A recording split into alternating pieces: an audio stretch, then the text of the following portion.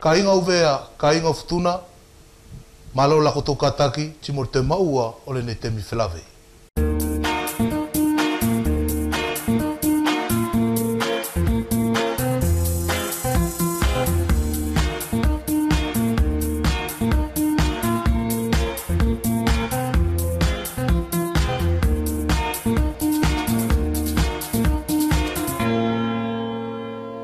Ka inga e whiwhia tū maua whai le loto i le noanga o le te whakawhelawe mai whoki ki le whia pire nei timo koutou.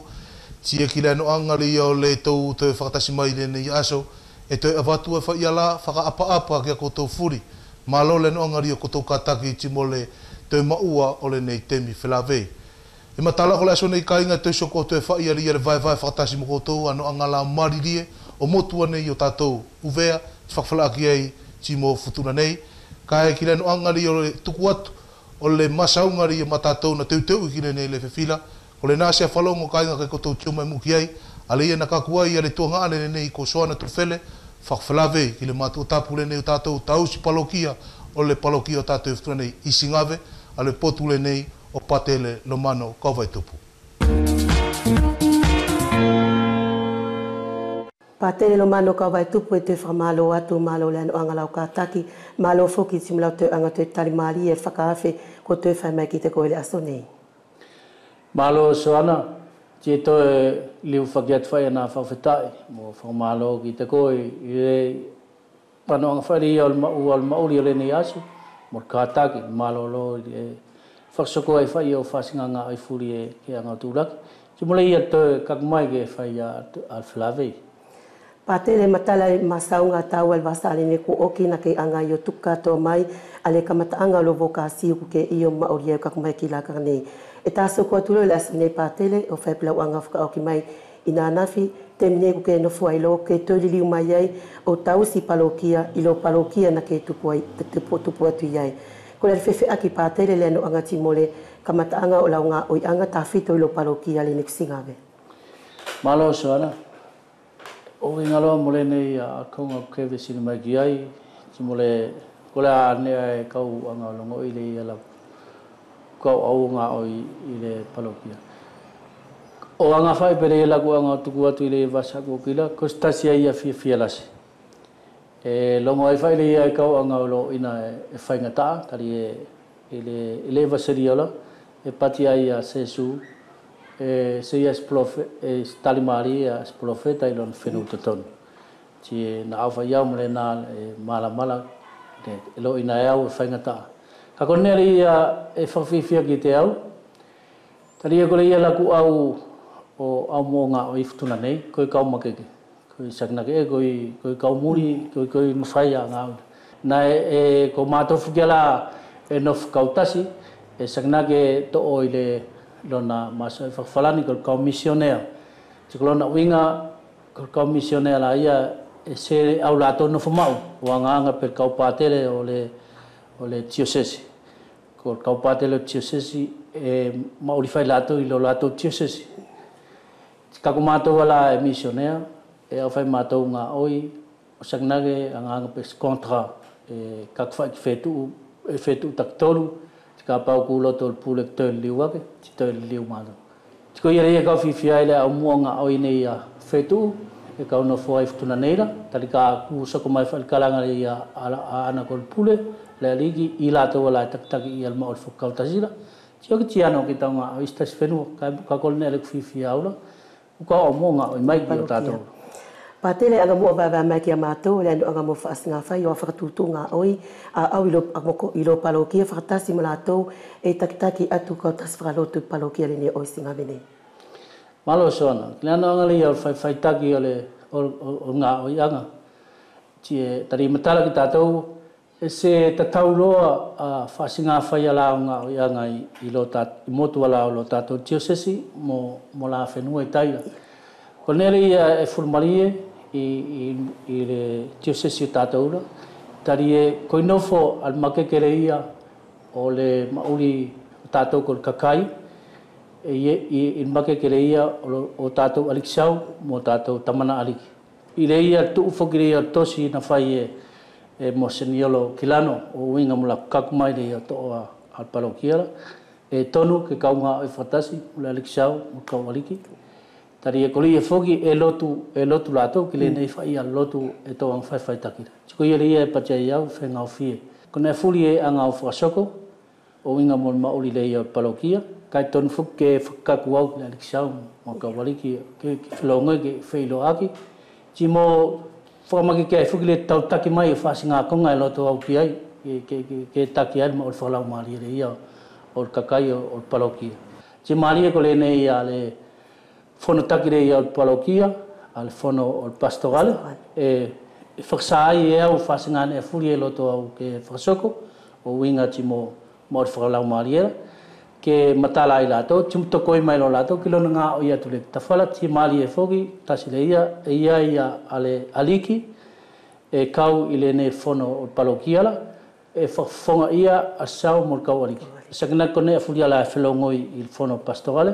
tiko ia lo e ano o fkailo la liksau il fono le ala to fkau aliki la tika paulo e ni ke ne ala lo to matala mali e ia tio to kala mai la to kiteu fea lai lo ke ano o to flave mo la tom foi lo ana konga elo ina tato kuma ke la to ole mauli le tato i tio se si tato col mo fo fenua blo ke mo talie na awa allo tulai ku ia fai a sawaia mo ka wali mo kakai mo la ngai fenua i yo tato ane motu ti sagna ke na ulu mai lo tulai ki sau mo kawaliki o fea la ai alona fau au ma longo ai le na ia fangata ia kamata mai ka sanang na fafnaki ti kole fasoko lotula na make ke ia la tan na tokoi mali al fafenuala ki ai ti koi tu mo fa ne nane ile no folo le ne ia le komite au le nga o fatas mo ko patele le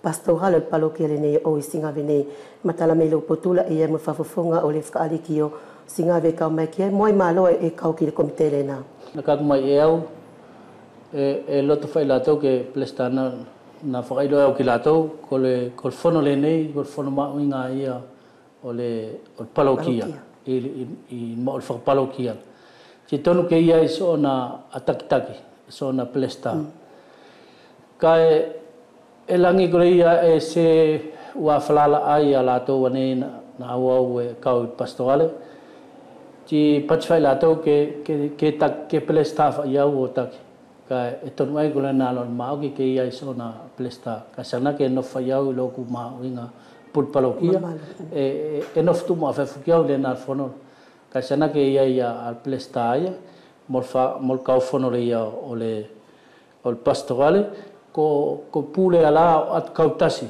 que se ala e mauli i palokia ti mo fofonga me at fakol tari e ko le ia lo na masawira ti ano al pule kautasi la ia ta ana fono o fkailo i fon kautasi la ti ano foki fonga fakol la ia o ave ki aliki mo kakai re mo ka pau e fai a fon fakol sana ke o tu fakia to na ko ngala ma sau i pastoral ti ano lo foki aliki dai ki lo la to fon faliki tu fakia ai sana ke lo au aliki dai me ai kumala mo la to ka wa tu lo mo la to la fon e fakol sana ke lo matala mali lo sana ko na lo eli liulo e ko lima o pul palokia kilane ala fa kau ale taus palokia ki ai ko na winga patele e e ma winga la si ole na komitela to ko nga o ki te ko le ne pul palokia e ma winga la si ai al fono le ne pastorale tali o nga fa bele la patetula e fa ke patato ko lima ai o patel pul palokia patele ko le ko fa le no anga mole fi ilo atu ko le no anga au ile palokia le ne o kai to ko atu la carne patele ko le asa kupu eta se ke fi anga to ko ki la to ne ta fito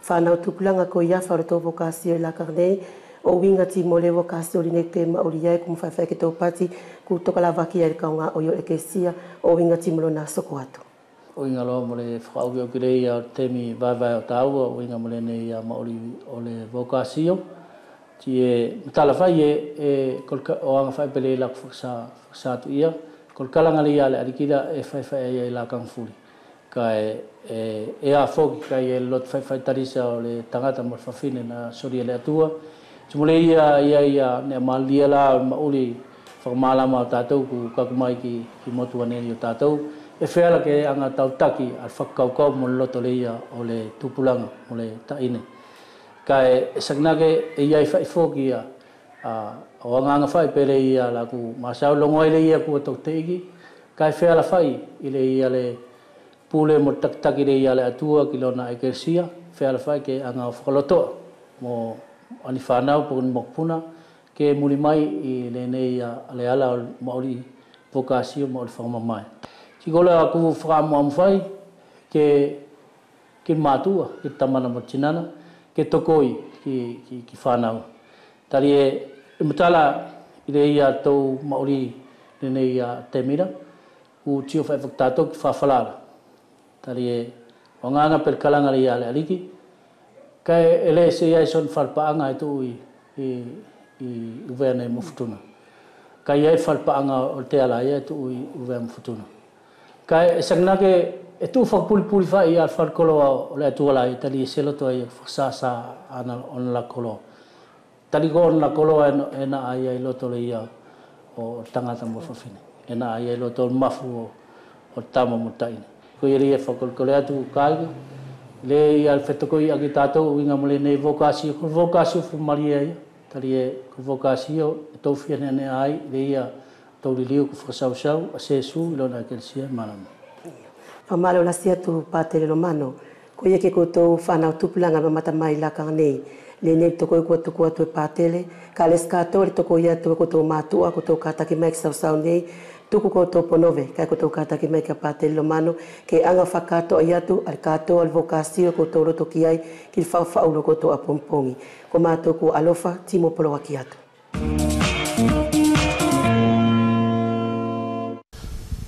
so ana tu fele formalo atu e tonga ane ki le no anga o le falongo formalo foki ke te koena patele romano ka vai tupu i le no anga o le fai mai o nei whakatatari ka inga i le lakanga le nei ka tau soko aturoa le tau whelaveila timo se matua na whakawhi mai ki le whiawhile nei ale nei e ko tau tio mai e ton tona atu moaula ko petelo tu fele ko kaku le no anga ri o le whakawhi mai ki le ka inga le nei o tatou ka inga o tupu tari e ko se tangata e mauinga ki le vainga le nei o whaisekola ki ni tau tupu ko whakalaka i te ia te whalaki ta fito e fogi ki le nei a le mauri whakataisi o tātou a le ia whainga i o nikonga ke kole ki puleanga ke tokoi ki le mauri whawhenua ria o uvea kai ta fito ki lona ngā motu le nei ko futuna petelo e kau whakamalo a whaimua ki le no ngari o lau kātaki timola anga o tari whakawhimari fogi a le nei whakawhe na whaitu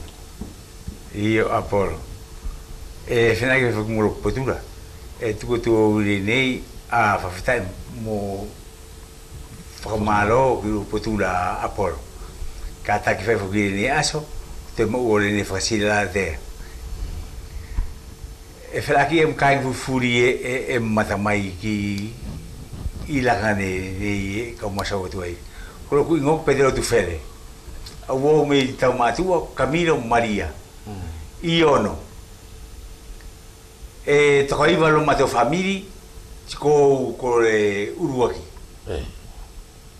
malo petelo kole nei kainga kua matala mai ki tātou a le no anga o le nei tangata e ko se matua i le nei temila a petelo tu fele petelo i muari o le whikaku atu ki lo temifonola kai kausana ke ia ko lo tangata la mua na ke kamata mua ki le vaenga le nei o le whaisekolala e mawhai ke anga mua o tuku mai se ngā whakamatala ki le nā le temi na ke whaisekolaila pena whea ki lau kaku ki lo to ale nā timo le tupua ngā whoki petelo lau whiriwhiri a le vaenga le nā Io Polo Malo I mu o tukoto le potu le ki whaisekolala kamata mu o lano whanu ki numea au me numea o taka whaile nei pe whengu fufuri taka no vai so ko kau iwa te purima ka whi te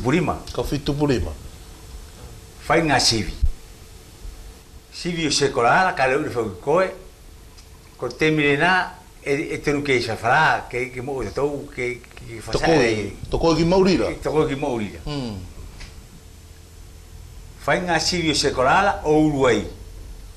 Akita. Ola sio to fitu nto. Kauelo ako. Kauelo au. O talu mai e lo au ki la gane nei kau masau tu ai.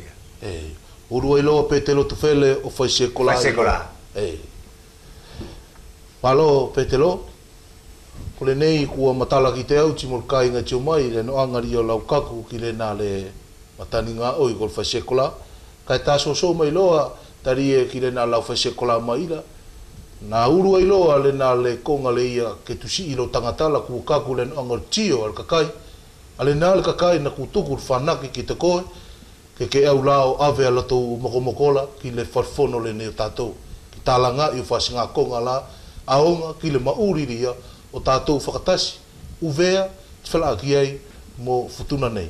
Pe te loa na whea ki ale kaku o lau tangatala mo lau whakaukau mo lau loto mawhana ke kaku ki le na ale ngane ala. Io Apolo. Urua ki mua escola whakaukau. Ko whakaukau rani tuku me tawha. E a mo ka pau e tuku mua ko sekolala ka ke uru mua o whalfono. Ke ave ia a whangata ia o mātaura ki whalfono. O tupu atoela ko uru ki whalfono i kau i tupu rima. O talu mai ake kau tu fitu. Kau i tu fitu. Alo, petelo. Petelo tikole na alo no ke kaku ki whalfono. Na whea ki mua lau kaku aturo o tio, kire na mu e kainga, ta sero ina fuki koe, ta ko ia no la koe, o tio iai. Kire no angal mauri o lato iai. E maari e na tua uro, kamilo kuno fo iai. Whai ilo mai e ia ne ala. Ko fono a kau oriki, e whai fono kau oriki mko wana. A wakalo whai fonola, anga mātou o tafa a ne ala e pe tafa le ia mu spuakala. Fasinga ne furi e tonu matau ke tafa. Ko uinga fa fono. O lang ka kuma e ki nei. O tafala ko na uinga petelochi molkai ngari tio maina ku te anga ko to o pelu a tonu anga la pe koni fakatutu e vatu e le sau mol ko ki futura nei pe ko vea ki farfono. E lo ina mari e matau. Ko fono ko vana ai ka o ariki musau wala futuna nei. Mo ariki fo mo sau uvea. Ko ma ua e fono ke tafaela to ane ala. Ko ieri e famutala to ki to Apolo. E tafa matou. Ane ari te ke tafala. Kai kulo ne matou o ki ka oriki lai I vote I o ki ai.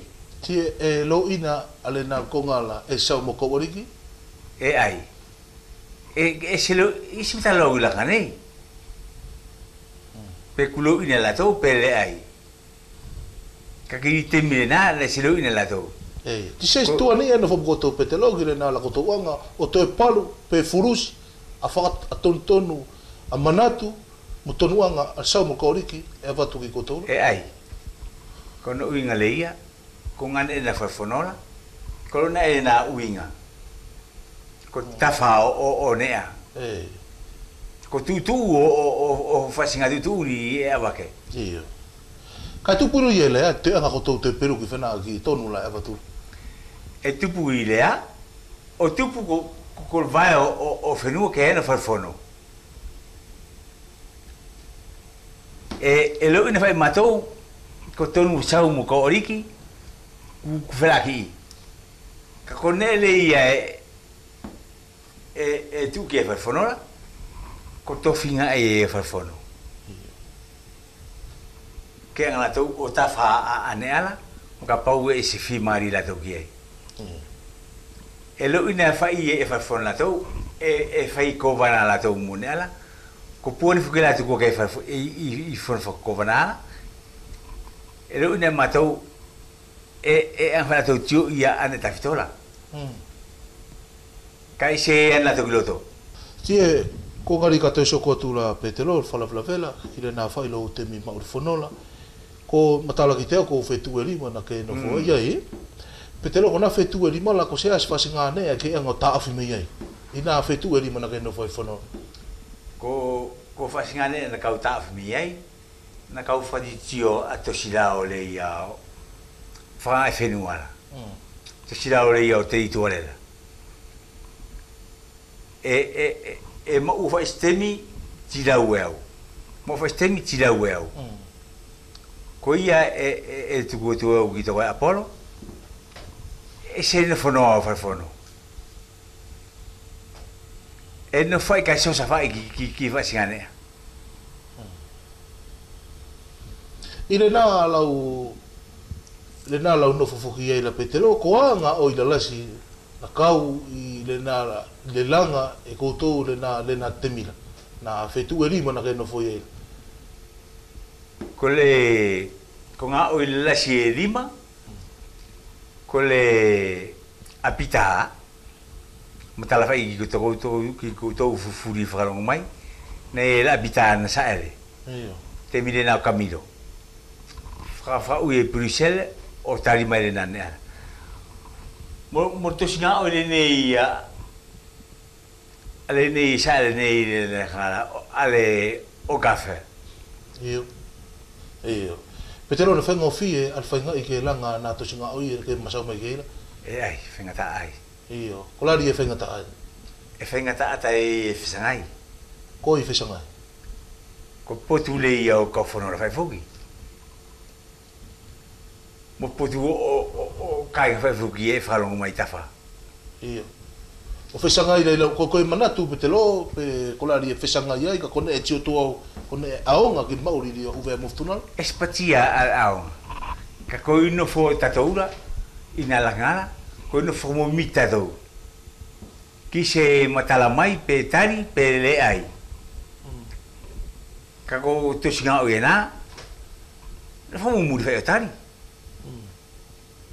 e tio sa le fa fuki terminei ata to singa oi ari e ka ko ki le kinga o be Bruxelles petero ka kole na lau nofo ia ila e longo fuki au e pati sanake iria le nofo kaufono ftuna nei mo kaufono uvea ka felongo ki ne e te ave fai mali ela ia e kaufono uvea o masau ana I tafala ile na temina ke nofo ila e tio kola fai ke fa mao ki le na masaula e me fai fa mao ki kono inga leia e vote e fai fono e kau fa a aftuna nei ke kau ono uvea te spang fufuri fa umure fa ela au mak aftuna nei fa fitek aftuna nei ki la mai o va fare na te fa umure fa te fa te piki ki va fare uvea langi kuteno fa uvea te mo kala io fa malo tu petelo ka o mana fai ke ta soko atu o winga e fai timoria le kongaria ki le tosila marie ko le ne kua matala mai le no anga o nga konga ko ke anga o fa mau mai me na temi na ke takai ki le loto ale ni tato farfono tia ki le no anga ria o le nei foki le te anga fa mana tu le ne fetu ale kauono fetu mai le ia o le tosila o le nei tato na fakatu ile afe kaule la wiva kaule totese petelo ile nei le tu o le tosilaola e ia e mua asau whakamatala e ke fie fai o uinga mo tosilaola nei tatou e io e la whakamatala e le tō ke longo furi mai ke ia a whenu furi whakalongo ko tosilaola nei tatoura le nei me kauon du tasira e pur fai kovana ia ki tosila ora kono inga leia e ingone e ko chef di territoire I tosila ora e tu e capitaine I fa kamata ngala fai ko chef di territoire alena a prefere tio e fa forma fai a saurai saula da doura sau singave sau alo sau uvea Ko te sira o laia, ko wana fai e pure ki ai.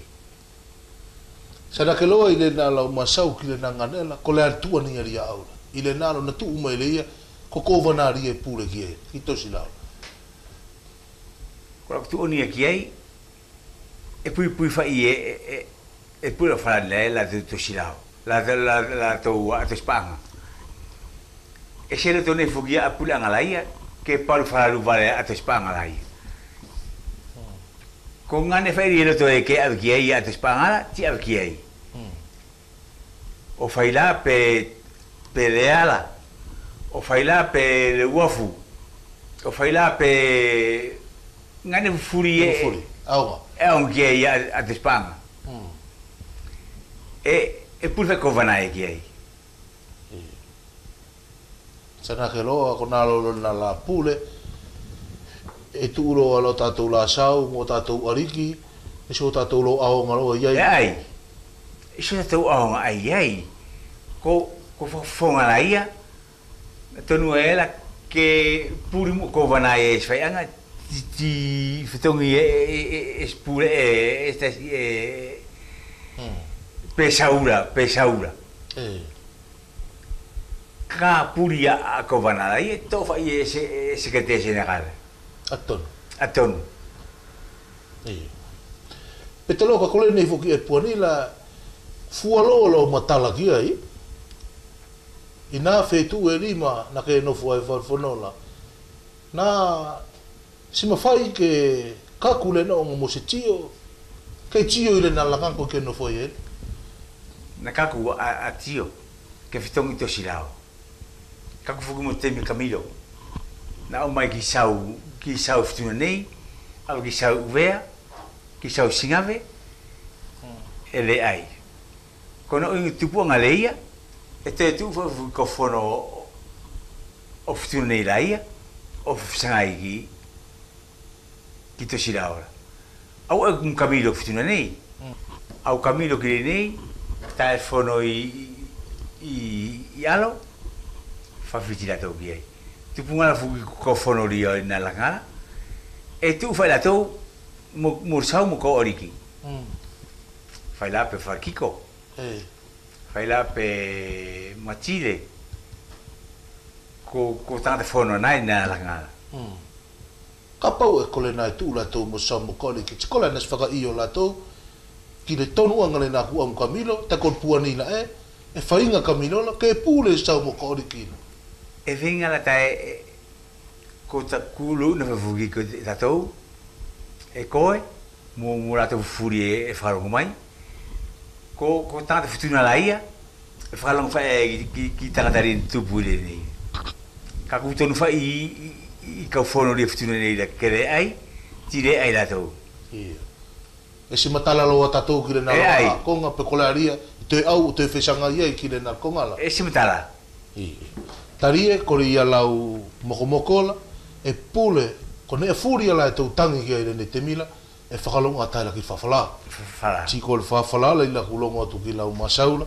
ko vana le ia e pule nei i le tosi lau tatoula a ria lau whakmatala ka paulo e pule atulo a saula atou mol kau ariki ove e muftuna ko le alo le ia ke whipati ai ke pule lau toula ke vai a whawhala o mai fasako a vai nga futuna nei a kau fa kalaura ka tia kiloa a patireia kau fa kalau tu pe fai ka te an fai ku vea ta e o mai fu fa fide ke futuna nei ta se puani petelo kau te fie sokot foki ai e kaulongo foki i le nei la kotola nofo ku masau foki kiria tau ano rio tangata fono o fono i uvea pe ala e mo ka pau mua ke faksoko mai mua fono la ki futuna nei Apolo ko fa ko le nan no fumato ke fatu sa fono futuna nei fai mai futuna nei fa fite futuna nei ko tonu ngala ke fono ku uvea iste fono anga fono wa futuna nei iste fono anga ke au vela tu futuna nei fai tula e setari E futuna nei. Ia. Fatu fai uvea a fono. Ka kole ia lo ana fai atu ku se tari whenua ka kuno whakotola ku toka maria ke langa whalfono futuna nei ke se ko mai ki ai ari ke fono anga whakaufono. Toka maria ia. Ia. Ko kere fiua, ko kere I marae. Ku tatari le fua ke whasako ke anera ki whenua ana. A kolkole la e. Ki familio la tau kele. Fai familio la tau kele. Ke soria ke kere ke fatu umai whafono ki whenua nei. Ke tu pue fuki se au mo whakaufonora o whono whakaufonora nei. Fai atura ele ai e fai. Ke whono whakuvea.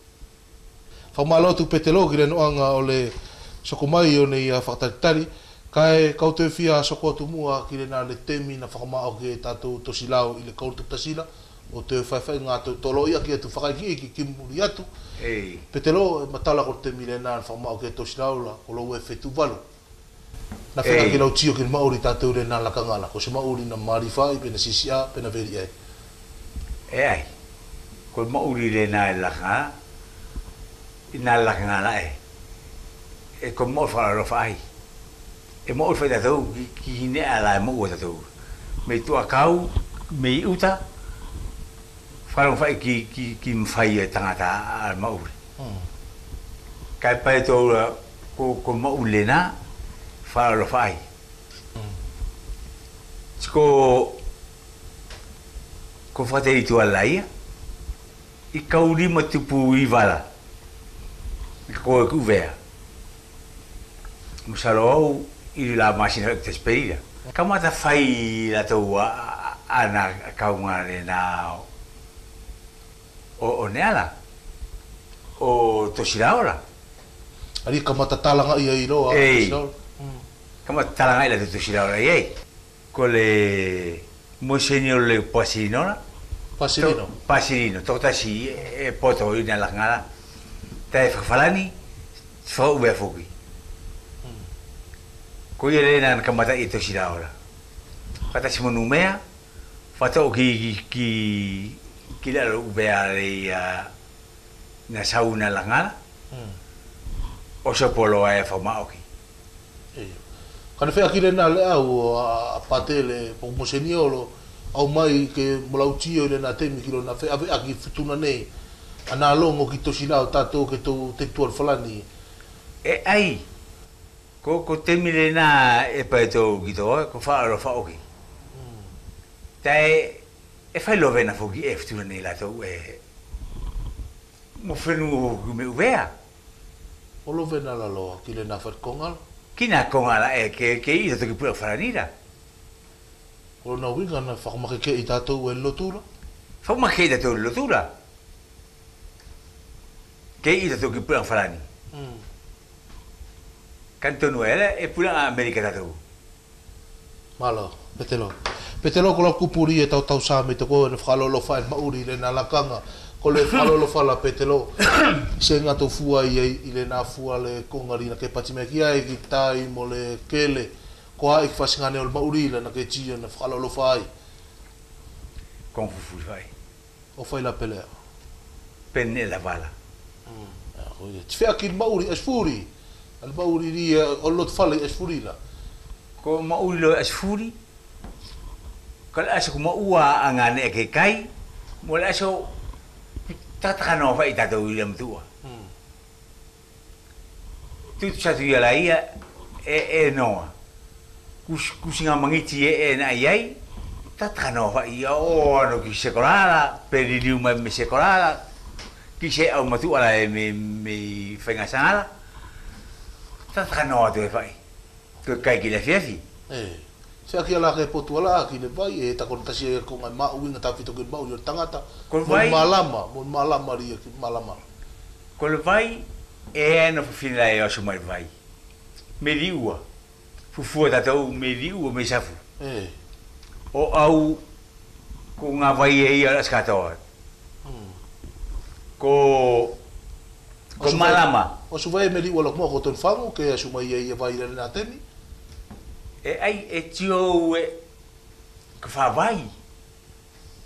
Ko ria neri inga tu whawai ra. e no a fila e mo taru vai o asu mai me safu o mai o tato ke na skatoa kon malama ma ia foki mo la ne ala I to kaula la manu ala ta sa to kaula o mai ya ananga kola ke fai ginga fa fangu ke malama tato La pakala la tafara la kama te fuki tafara ai itua io ta kola ko fai kala lasi ala e uku mai to e no fenu la ke o mai ya inati ta fa mai inati o mai ke tutu e fa lo fa ai petelo ole na fa lo fa ai se aki mai lo morte miro le ia kuto no foloa fa kalongo lo ki le pulenga falani ko la lo tio ki le mafuri meri o mauri ko te mire nei ku fai fenua ki vape kolo vai ma I fu mo fenua le ia e tranoala kolo vai ko tio ko ki le na mauri na fa mai ko le te mi pusko tio ki na mauri lo na winga petelo ke fifia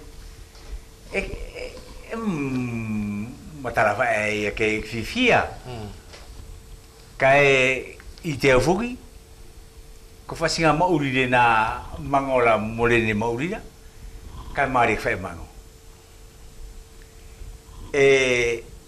trata flagi fa ta toura tina tu kainga poko se mtrai niu poko se a se e kai fa uma te fa la sorai Chico ko lo petelo es que no tomari ki le mauri la no tsako ke no foi no fata tolo ki di mauri paganira e ai e mari fa fuki le mauri la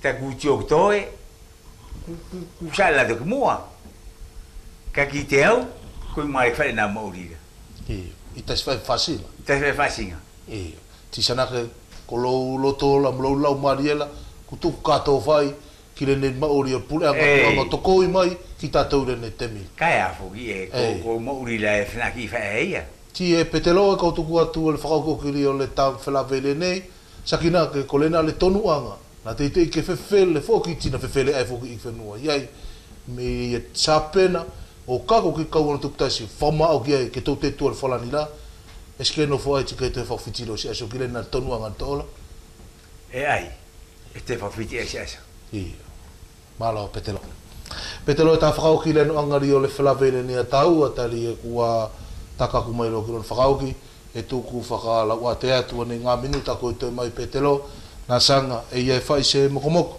ma au lo winga tangata fai se kola ka ku mai ai tangata fono le nei ku sa ki o manat le nei temi fala ki mo le nei la no folo ko matua ke avatula le nei la watel o avatu ki ala to furi ko kainga e tio mai ki ne na lo loto io apolo ko la mokomoko che fa soko ale ne ka mo ki pe ki stemi pe ki affaire ali che pure anga fai dai se da do che e se le to pure fai dai e le to che pure fu a sau ki to silao kaetia ki te alai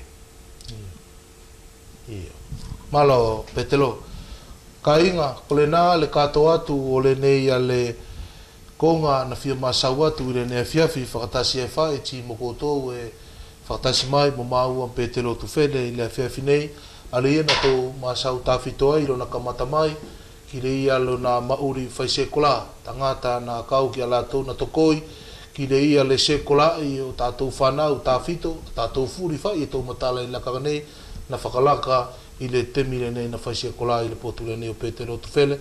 Ti te whakawhalaki ai ki ria whoki ale anoanga o le mauri le ia o ona na te mafuri mai ale ia na kakuai ki le whalfono whatetua le ia o tātou longo ai na se lolonga ke whewheaki ka na mawhaiwhai ke anga ale potule nei o onala o au mai nei ngā whasi ngā konga na mauri na whetu e rima na no whai le whalfono o tātou.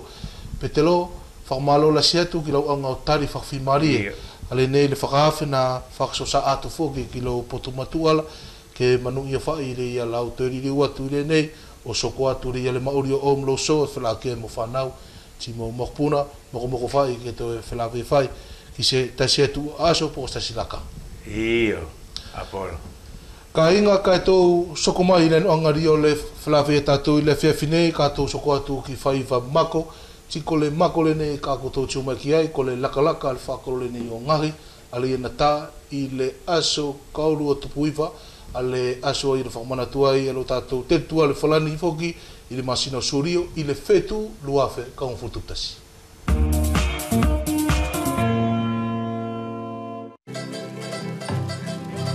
Awani mo huwag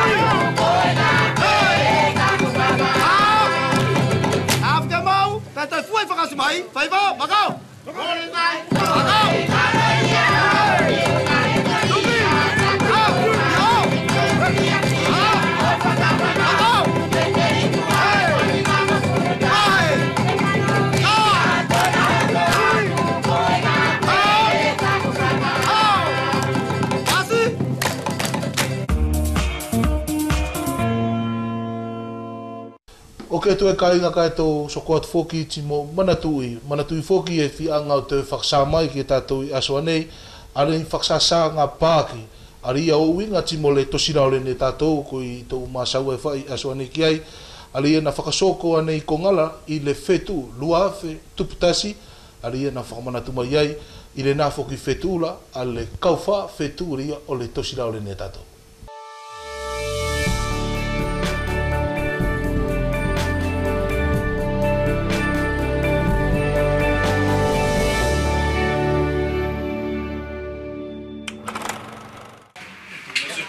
O si tona whakakaukau i e te senate whelela lo peleto lau wha ulu pe waha katoa lewa te ngāwe aho mo te poa te whaitoko nima ki te teuteu o te upaki. Mo le whainga fua te kumi o te upaki mo na whakamatala o tala e senate he ki katoa tona whiawhia he keito e te lahi o te ngāwe ki a nātou mamatala e alu te manatu aia. Lele yo osi te sio ki te upaki o nātou furi ne ngāwe ki te tatou te lituale talumai te tau e whango furu. Ko te mea lele iau pito whela ke tō puli te whawhonga o te hangaia ka kua mau i heni i ana tō furipe ne ngāwe rotonga te tau e whango furu ki te lelei o tātou te lituale. Ko te paki ai ni mau hinga au pito ki a tātou furi pako taku manatu ke o mai ai ni i hita maliki ako ke nātou sio Nato furi ne te paki o nato furi ne faite tato telituale. Mai te uro ki tohi lao ko te protektora ki te voto te awhiwa ngau nimungo purumahiwa ne malo ai te io ke tau tāpiki ki whalani ko he ako mauhinga e mauheni ki te talatuku o uvea mawhutuna. Ha uai ki te vote io te tohi lao o te awhiwa ngau onungo purumatahi mo te uro ki kau whono te telituale ko te kau mamata e toi liliu ki ata ukuahiri ana tau manatu. Me whawhiwhia ki te sio ki te whatu utu o te mauri tātou mai ata wani whangfuru.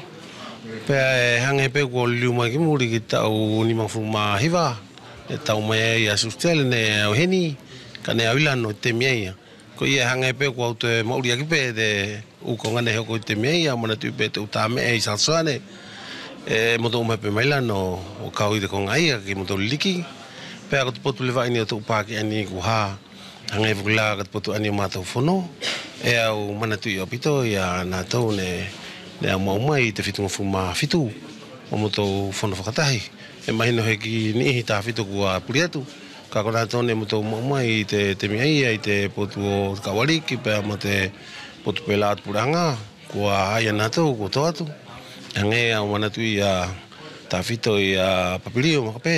E moto whakatahi te miaia. Pēr ko ni kua tō atu lewa i papirio. Ako te ahanei hange ko he loto whiawhiala hei au te whakasisio i tō pāke ani. Ko hange te tau whangafuru ani ko te mauri te ahanei. Mai te kamata e te mine au mauri a ilano. Tau pela malaitori te ni mawhumani mani mawhumano. Pea mo te ukonga ne au liu mai te whitunga whumano o te hokoatu i taku ngāwe. O au mai ki te mina whanoi au mai te ahanei maria. I te ulea ne whewhaki aki ne whakamalo te kōwana ki te senate i te ngā welahi ani, he ne whai ai mo te maka o te tau whangu furu o te tohi lau whakatelituale. Whakakaukau a te komisio te anga i whenua e tonu whaki ko te whai kia he whakawiki-wiki. Tahi la ko te whakahahapa ki ani, ko he whakalangalanga manatu ki te tokolahi. Ia whiha upe o sio ki te upaki o te uhahai ahene fuakawenga i te mea ahene kawai tako tamai. Ko he mea whakaloto whiawhia ki a koe, mo ka ke toe longo ma ia la mo te uhua lau, e toe to ona e pe e tau matu a. Ko he mea whakawhiawhia ki a koe, Maria? Whiawhia pe mamahi he more ke asio ki ai. Ko te whakamanatu mai ani, e tonu ke tau whakamalo ki a nātou ne ngāwe ki a lelei ani ko tau mau. Ka e tonu ke hoko atu, he aonga ke whaki a te ukoloa whakatalatuku ani ki te uwhanau, he kote te mika hau ko nātou e na tau hoko atu. Ko ngā aia o te lea a te senate, ia mua o te kaumamata pēr mo nātou whakawenga.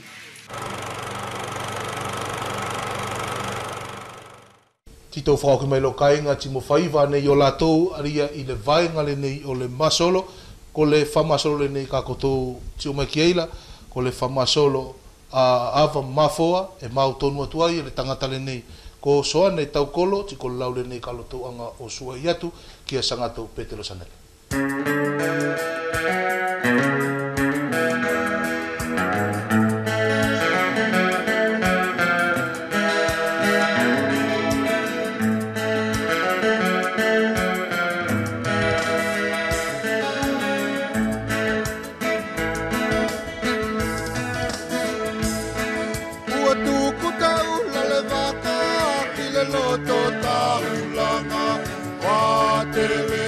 sanele volana felela Asta valuana pepeli tuta ile fola fola Whakatapuko futuna ki amalia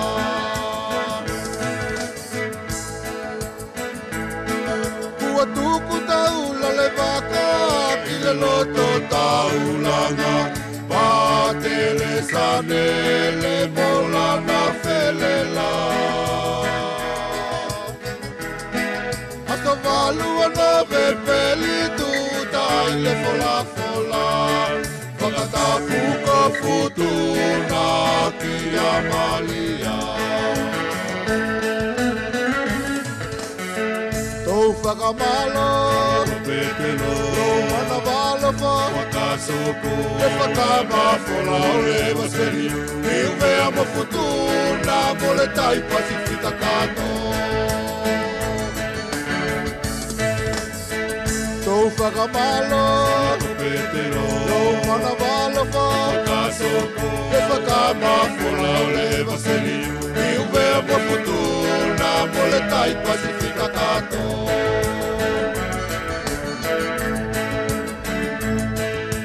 Fola kua somo I pele no alona whenua loto Whakamao ki ke lona toto Na malingi ke to e so solo Ale fola ki risito Ki futuna lona e vaselio To e tu whake ki le noa mao Ki le atu oceania loto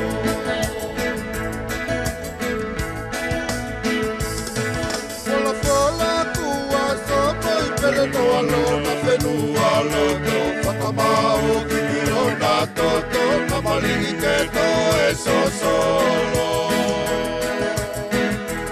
Ale fola ki lisito Ki futuna lona e vaselio Tito e tu whaki ki le mamao Ki le atu oceania loto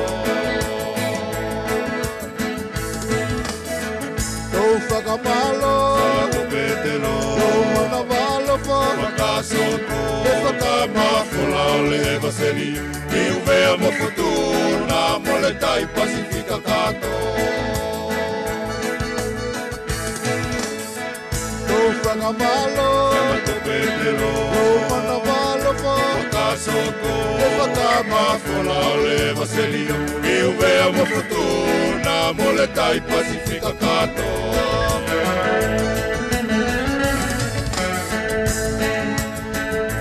Whakamalo tauloto Ki le fola ki lisito Na fola mai mo petelo Ki futuna nei mo tu mamao Kole fine ngalo nalo Ke le liu kole apositolo Ua whakanovo kole sangato Ulu whanga o le pasifika kato Whakamalo o te uloto Ki le fola ki lisito Na fola mai mo petelo Ki futuna nei mo tu mamao Kole fine ngalo nalo Ke li liu kole apositolo Ua whakanovo kole sangato Ulu whanga o le pasifika kato Tau whakamalo Petelo Tau manavalofa Whakasoko E whakamawhola o le waselio Ki uvea mo futuna Mo le tai pasifika kato Tau whakamalo Petelo Tau manavalofa Whakasoko E whakamawhola o le waselio Ki uvea mo futuna Mo le tai pasifika kato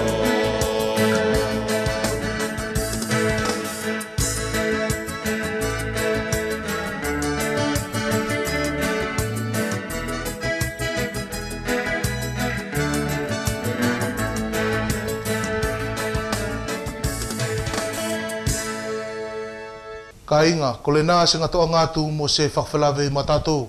A teu teu i kile nei le whiawhila, whakamalo atu whae kiri ale no anga o le whia whakatasi mai ti mo mātou foki i le ne ia whakawhiawhi kai kau poloke atu mo alofa atu a manaki e tau te whilawe whine ki me whai ki le whiawhi o le aso a pongpong.